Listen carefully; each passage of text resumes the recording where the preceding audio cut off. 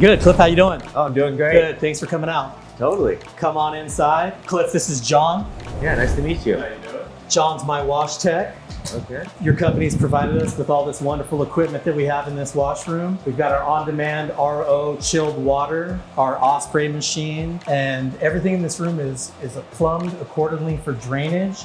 And then we've also tried to put mats and drain catches and anything in place that we could add to the safety for the worker. The walls are all FRP, food grade kickers.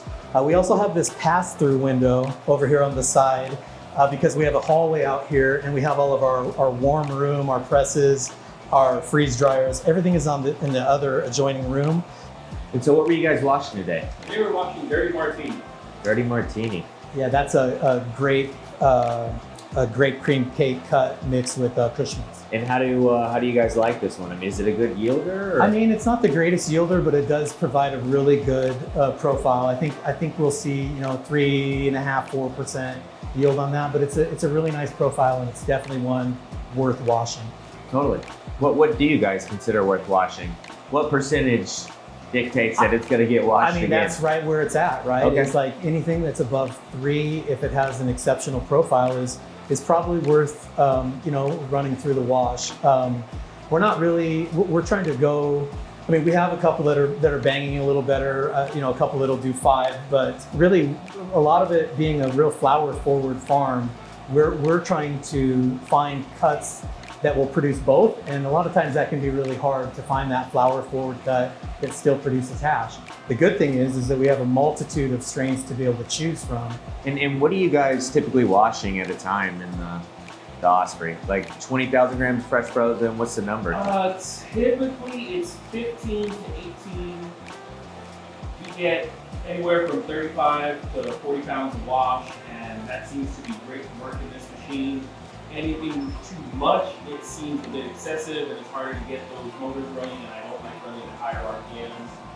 So typically a lower weight makes it for a way better wash, don't have to use as much agitation, and in my opinion, yields great results. Totally. And so you don't even use ice in this because you've got the chilled ROR? Well, only here in the basket. Other than that, no ice needs to go in there. No. Because that tends to, knock a little bit more material loose. So yeah, try to keep all the ice in here so it filters back in. Nothing's getting in there, just product in ice cold water. and of course, our next move will be to pick up the agitation collection system. Oh yeah, the auto sieve. Yeah, that'll be the next move. Totally. That's what this room is missing. Nice. So here we have Cushman's, we have Max Stomper, more Cushman's, ice cream cake, chicken and waffles, Star Pebbles, P91, some Trop cookies. Not quite as purple as I normally see it, but still holding a pretty good purple color. What micron is most of this hash? Now this is on the 73 micron and first pull at the 6 star. All of the other stuff has already been converted into pins and or food products and or bubble hash joints. The bubble hash joints have become a huge market segment for us. Yeah, I think it's used pre-rolls everywhere. Man, the Roll Pros machine, the nice slick cut, almost cigarette style roll to them and cut. The customers love them. The bubble hash feeds through the machine really nice. We'll go check it out. Yeah, and what would you say sells better though here? Is it the bubble hash joints or is it the rosin joints? Well, we're not doing a lot of rosin joints here ourselves. We're mostly just doing, as a hash offering, we're mostly just doing the bubble hash joints.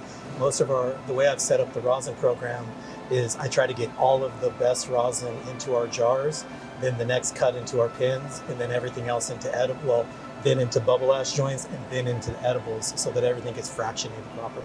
Okay, well, Cliff, welcome to our facility, and we're gonna go in through, and as we come into the facility, we're gonna hit our PP&E station first, get you all geared up with gloves, booties, hairnets, and then we're gonna get you into our hospital style uniform and lab jackets to make sure that we keep our clean work environment and keep everything sanitary.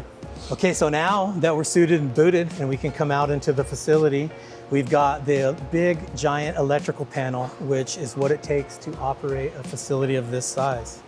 If you pan to your right, you'll see an enormous RO setup so that we can keep our water as clean and pure as possible. I was telling Cliff that the Spokane water was very, very clean on its own, very much hard to discern the difference between our RO filtered water and the Spokane aquifer water. Very fortunate to have such a clean water to start with. Incredible. This is our in-house CO2 generation station. And then you can see the CO2 is then pumped in gas form throughout the building to the flower rooms to enhance the flower production. Massive. Yeah, it really makes sense to have a lot of in-house, stuff, as opposed to buying gas on a daily basis or any of the large renewable items. It just makes sense where we can generate them for us to do so. Love it. No, that's very smart. You think we should hit the vegetation next? So. Wow. Beautiful. So where are we now, Sean? Propagation, vegetation, got kind of the babies up until pre-stage before flower. This is what we're always trying to accomplish, is a very uniform and hedge-like canopy in each one of the tables. The plants that don't make the cut are culled if they're not making uniformity. Some of the different light spectrums are different R&D projects and different light companies that are providing us with different units of lighting that we're testing out. We just went through a very large clone stage for our outdoor partners and facilities that has this place a little bit disjungled in the arrangement of the way things are from normal. But by the end of the month, we'll be caught back up and on our normal indoor cycle. Nice. So now we'll just pop in real quick without disturbing them too much into our tissue culture facility. That won't even Cliff can kind of grab a shot through the door there. top secret. Haha, the top secret room holding all of our genetics in a tissue culture vault. I'm surprised I don't hear more people talk about tissue culture when we go visit their labs. Well, tissue culture is not an easy thing to accomplish. No, it's so not. It has its positive and it has its negative, and it definitely takes the right operator and science level employee to be able to provide you with the right cultures. Totally. Yeah, especially ones that are going to stay hardy and then move from the Petri station into being a hardened X plant. And how difficult do you think that is for just your average employee that doesn't have a scientific background that wants to learn tissue culture? In my opinion, Yeah. I think the hard part is just that, the hardening of the plant, from taking it from the Petri dish to the grow lights, and for the plant to be able to switch from accepting the sugar and then accepting the light. And if the light is too bright, it just can't handle that. And so that hardening process, I believe, and from what I've seen, is probably the harder and takes the most technical approach. Yep.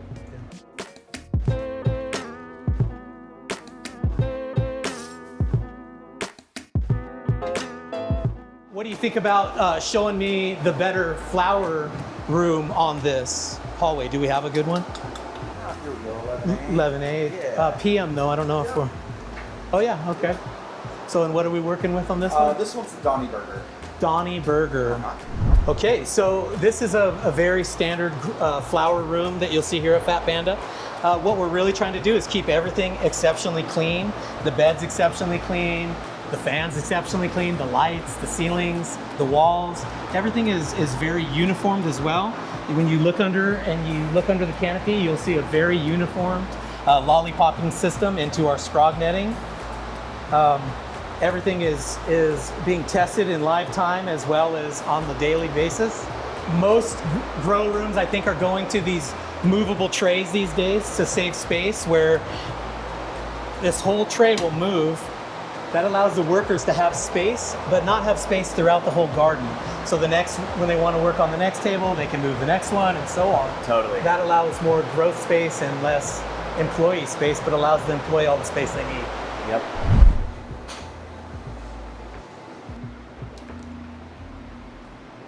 So now we're working our way on up to our mother station where we have all of the big plants that we're holding for genetics. If you come around this corner, you'll get your first glimpse into the large canopy that are the mothers. Beautiful. Love the little window. Right, yeah. So, and again, early on, you know, hallways were hallways, but now hallways are working spaces, and we just have to make sure and keep the safety. Okay, so now, Cliff, we're gonna move on into our mother room real quick, and we are going to check out all of our big, luscious moms. Come over here and we'll talk to Brooke a bit. Hey, Brooke, how's it going? Hi, Sean. How are you? I'm doing good. How many mothers do we have in here? We've got, believe it or not, just about 800. 800 mothers. 115 different strains. 115 different strains, 800 mothers. Yeah. Some of them are what, almost 6.5, 7 feet tall? Yeah, there's some pretty big gals Some in big, here. huge ones down through there. We don't keep any of them longer than 5 months, so they're all 5 fairly months. young. Okay. Yep. We average about 12,000 to 15,000 clones cut per month. That's just kind of our low end average. In the spring, when we're getting ready to boost for outdoor farms, we're looking at 40,000 plus. 40,000 clones in a month. Yeah, it's pretty impressive. That is a lot of propagation. So why is the floor so squishy? Because I've been in a lot of grows before and I've never felt the floor feel a little cushioned. We've got like a waterproof type membrane on the floor. Under the laminate. Yeah. So much again is, you know, when you have a very clean wall that then goes into a food grade kicker and then into a good watertight floor, in almost every one of our rooms or labs, you'll find that same arrangement. Our propagation department is roughly 12,000 square feet in total, so it's a pretty large department. We've got a clone room, we've got a veg room. And we snuck down and I just had, you know, grabbed some from the tissue culture room. Yep. And we're about to go to clones next. Oh, great. So if you want to accompany us to clones if you have time, or if not, it's no biggie. Sure, yeah. Okay, yeah, all right. I'd love to join you. So let's go to clones next. Cool. Yeah. Okay, right so there. now we're going into our traditional clone space. So clone quantity in here is going to fluctuate quite a bit depending on what we've got going on just with the cycle of our clone cutting. There's going to be on average as low as maybe 5,000 clones, upward to 25,000 clones at any given time. They're going to be in here for about 2 weeks on average before they're fully rooted, and we'll get them planted and then down to lower prop in the veg portion is where they'll go. And then we're also using tissue culture downstairs. We've got tissue culture as well. Yep, we've got that whole operation going. And how are you liking? The question Cliff had about tissue culture is, where's the hard point at? Why aren't more farms using tissue culture more? Why is it that there's some negativity in the industry about tissue culture? Is it the hardening of the plant from? I told him my opinion was it's the hardening of the plant from the petri dish and then into accepting light, so that when it moves from taking sugar into taking light, it's really hard to get that plant to get hard and actually accept that light. It is, and we've had our growing pains, you know, with that. But once you get it dialed in, you know, it's smooth sailing for us. I think maybe some people feel the drawback. It could be a time issue.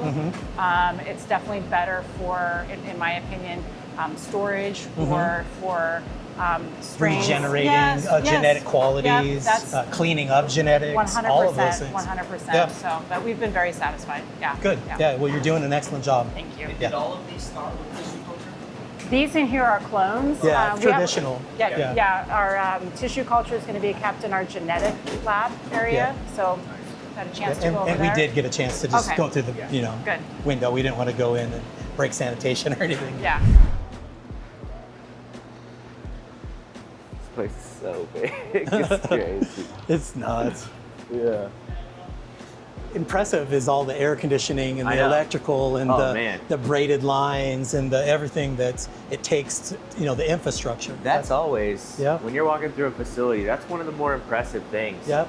So all of this great electrical work that's been provided in the building has been provided by our own internal electrical team. Dustin heads that team, and everything that we get done is done by Dustin and his team. Man, it looks super impressive. Just everything running through this building. Thank you. Tell a lot of thought went into It's a work this. in process. Yeah. Yeah. Man, it No, seems like a lot to manage, so It is. shout but out it's to fun. you. Well, and we're trying to not, rest on our laurels and stop at good enough and continue. We're always, if you came last year, we'd be working on stuff. If you come next year, we'll be working on stuff. It's how it is. Like right now, we're putting in a new sprinkler system. Nice. Where you can control each zone instead of this one, which was one zone at a time. Now you can do whatever you want with our new system. So. Awesome. Beautiful. Working well? So far. Yeah. Well, Getting them connected is the hard part. But Yeah. once we get it, then they seem to love it. So. Thank you so crossed. much for the time. Thanks, man. Yep. In here, we have all of the pre-rolls that are, these ones, for example, are our firecrackers, where they have been painted in flavored distillate and then coated in keef. Yeah, the For tag example? on it should tell you which distillate's on it. Okay. Which, if I'm right, that should either be GDP or no. It's GDP. GDP. Yeah. Okay. GDP. Granddaddy Purple. Right. Nice. So those are all the painted station, and this is the preliminary area after everything is rolled. This is Bear. Bear, say hello. Hey, how you doing? Good. How are you? I'm doing really well. How you doing? Beautiful. We this got is Bear great. from the UK. What part of the UK are you from, Bear? Just north of Cambridge. Cambridge. Nice. And so these are our roll pros. These machines are really great to watch. They feed from the top. Everything rolls down, is weighed systematically, rolled automatically, and then cut either in half or as a individual 1 gram unit.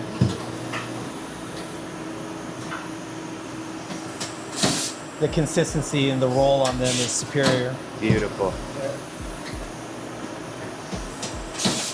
We have Hot Shots as our drink brand, and these are all just been brought into the building, and then they'll go in for sanitation and labeling and be ready to box out and send out.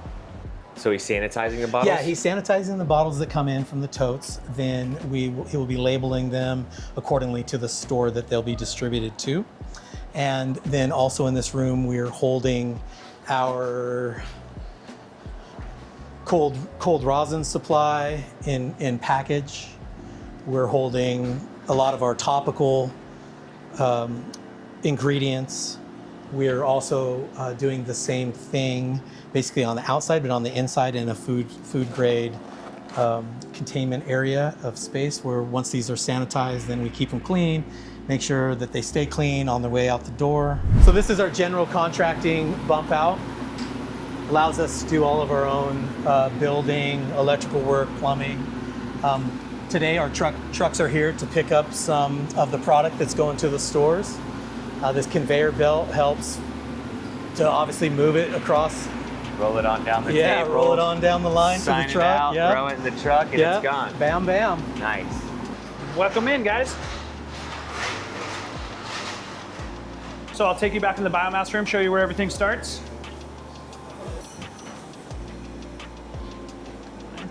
Sweet, so this is the biomass room. This is where we pack and prepare all the material for the extraction machines. About 95% of our throughput material is fresh frozen material. So we keep in-house anywhere from 500 to 10,000 pounds available to us at all times. We process about 500 pounds a day currently right now. So when you're saying that you're prepping everything, you're loading up socks that are then going to go into columns. correct, yeah. Typically it comes in 5-pound vacuum sealed bags. So this is all from our internal harvest. So we'll vacuum seal it, and then we put it in our flash freezers.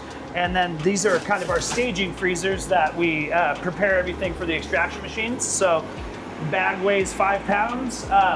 We typically put about 5 pounds per sock. Socks can hold up to 7 pounds, but we do about 5. That way it's not too dense, get a good solid wash, solvent to THC ratio.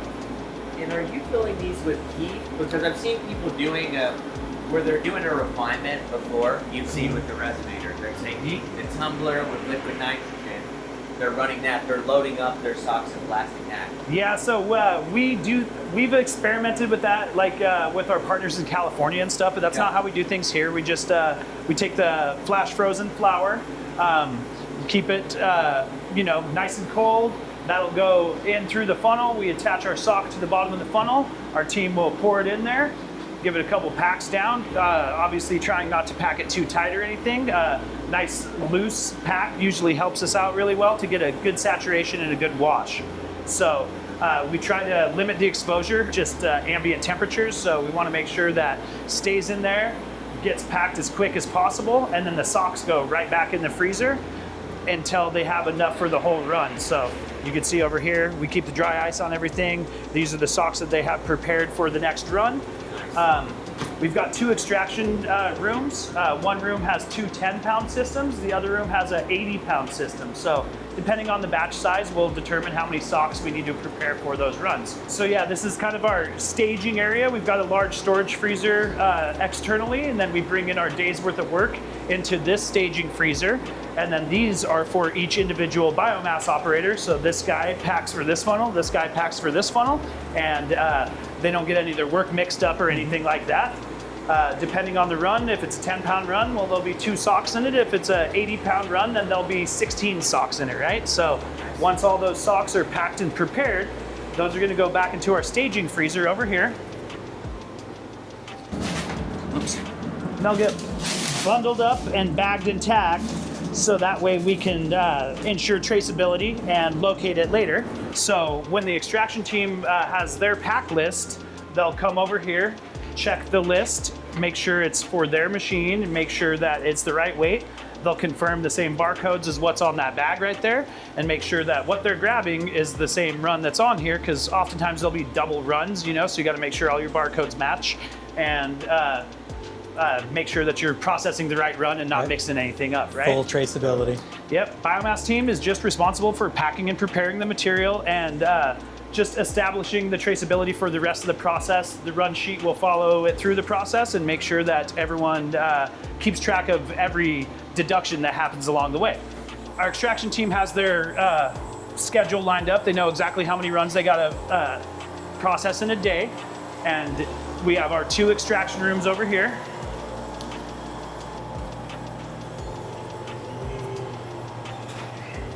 So in extraction room number 1, we have 2 Precision PX Pro units. These are 10-pound systems. So typically we use these for all of our smaller batch stuff. Any run that is between 10 pounds and 40 pounds will get processed on these machines. Depending on what the weekly needs are, we'll determine kind of what our solvent blend or ratio is. Sometimes we'll go propane dominant, sometimes we'll go butane dominant. That really just depends on what the menu needs and our desired consistency that we're shooting for the week. What do you prefer though, butane or propane? I always did like a 70-30 propane dominant, but recently I've been actually leaning towards butane dominant because it gives me a higher likelihood of developing larger crystals. The slower evaporation rate really helps with crystal development. So you'll oftentimes see a better color and stuff come from the propane, but you're left with like a sugary consistency more often than not. So you can't get the large precipitation. Yeah, into exactly. A large... The butane evaporates a little bit slower and allows that concentrate to develop a little bit bigger crystals. So I've been leaning more towards butane recently. Can be a little bit more challenging to purge sometimes, but we got lots of methods and techniques that take care of that for us. So yeah, in here, 2 10-pound systems, pretty standard, a little bit older models. You know, we've been using these for about 10 years now, but steel lasts dang near forever, as long as you preventative maintenance and good ancillary equipment. Yes, sir. So if it exceeds our 40-pound run size, then that's when we take it over into our bigger room.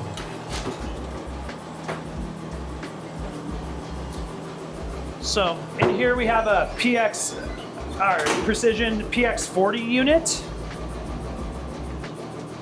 This unit we customized, so we took the PX40, we built a custom rack for it with a mirrored system, so we turned the PX40 into a PX80, essentially.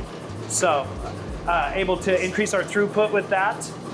Same thing, a little bit older model on this thing, but it lasts a long time. So we have all kinds of different consistencies. Our big thing in the lab is separation, refinement, and then reformulation. So we'll take the initial extract, we will separate the THC from the terpenes, and then we'll refine both sides separately, and then we'll recombine those into our desired consistency.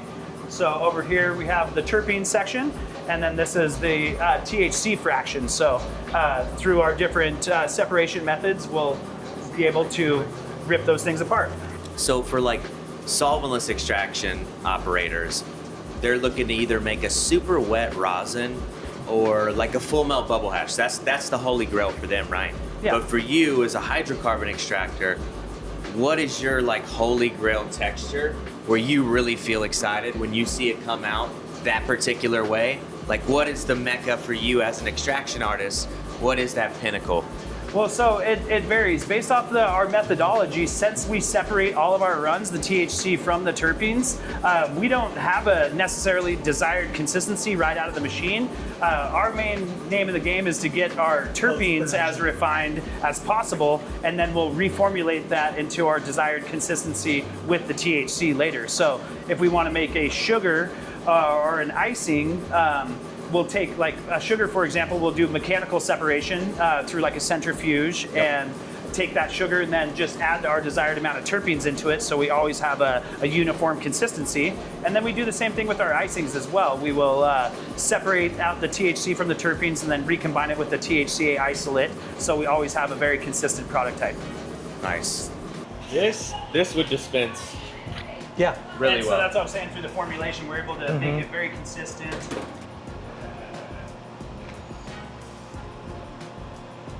Yeah, so like I said, we separate the THC from the terpenes. We refine each side, so we'll do an extra refinement on the terpenes, and we do an extra refinement on the THC, and then we recombine them to make our different product types. So we're able to get some really nice thin viscosity, really loud terpenes off of that. This stuff tests, in the 60+% terpenes. Beautiful.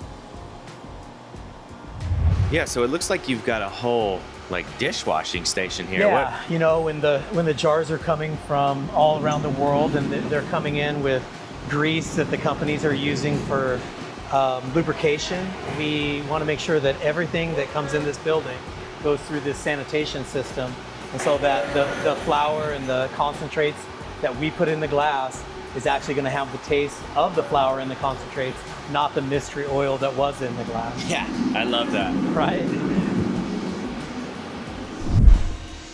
And so, Cliff, like I was showing you earlier, when the products are not absolutely completely done, they're still upside down, where if they're completely done and ready to go out the door, that gives them a very simple visual indication. I love that. Super smart. Super simple. Wow, this goes on for days, huh? Yep. Excuse us. Wow.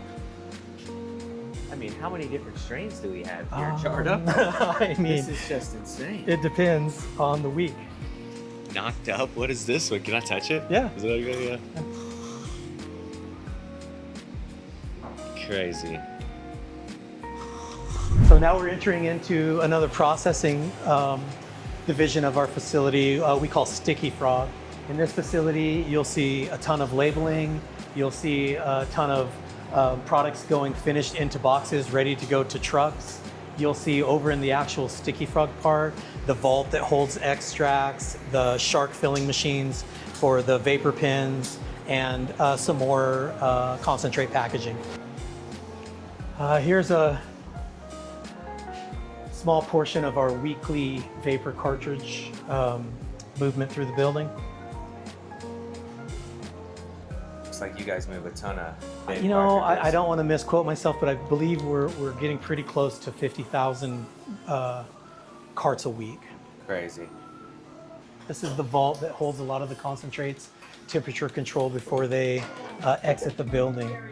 All of our rosin cartridges are back here in these juice box format. We're keeping them dark and enclosed inside of the packaging so we don't see degradation from light. So our juice box cartridges, a lot of the Sticky Frog offerings, whether they're BHO, whether they're cartridges. So this is like the back bar of distillate that we keep for flavors and distillate pin profile, terpene profiles. And it's funny because because the abstract makes HCE, which is a thicker oil that comes from flour. Where distillate, we have different terps and we have them more fruitier flavors. We sell the hell out of this distillate. Really? We really do. Yeah, I've been here almost 9 years, so we have moved tremendously upward. Do people buy syringes too, or do they Not buy? so much anymore because they used to take the syringe. We used to sell those, but they would take the syringe and maybe put a little bit on their flour, and Yeah. some of them would put it directly I've seen in, that too. in On their, a in their dab, dab thing.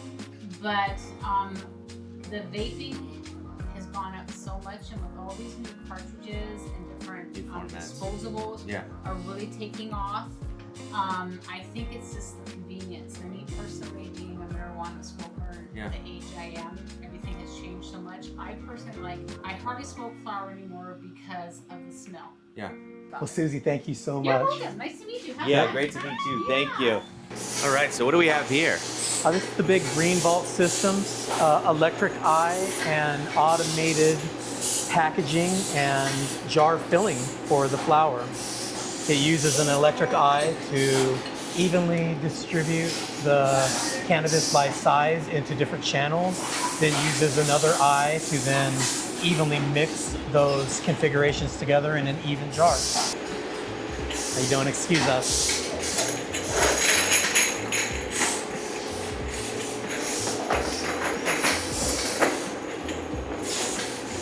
Welcome to our edible kitchen, and this is our wet room, where of course you have all the PP&E, the hand washing, the drying racks, the dishwashers, the food grade sinks, the floor drains, all of the good stuff in the wet room.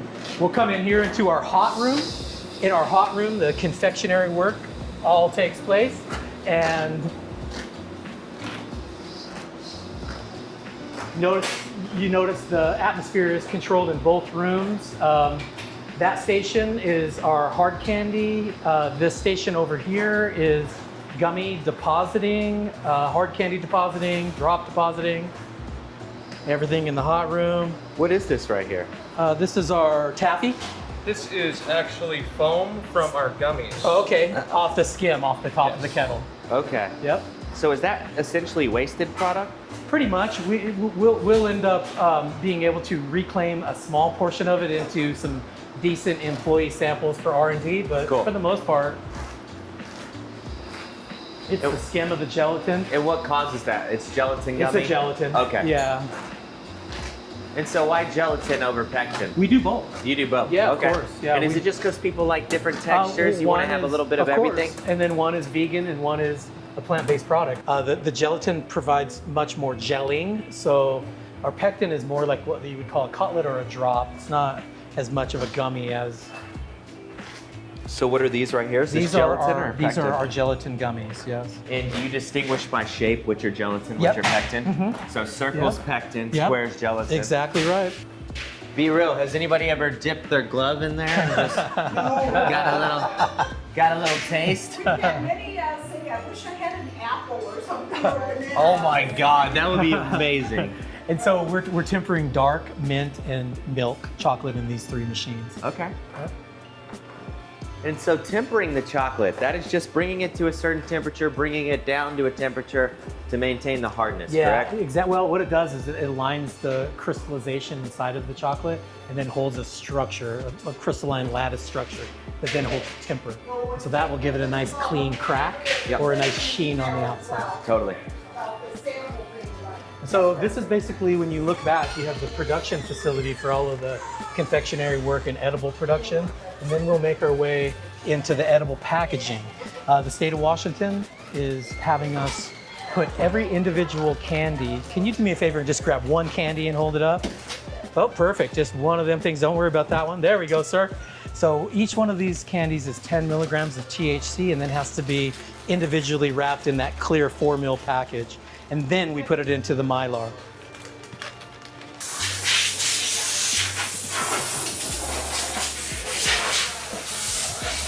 So this is inventory holding. After everything is packaged, just move into these clear totes where we can easily look tote to tote to make sure our par level is being met, and then we can adjust accordingly in our production cycle to keep the par level adequate. Your packaging design is nice. I mean, You know, this owner, looks great. Like our that's owner probably Rob is definitely marketing forward. Yeah. Right. And Yeah, so he's that's smart. That's been part of our success for sure. totally.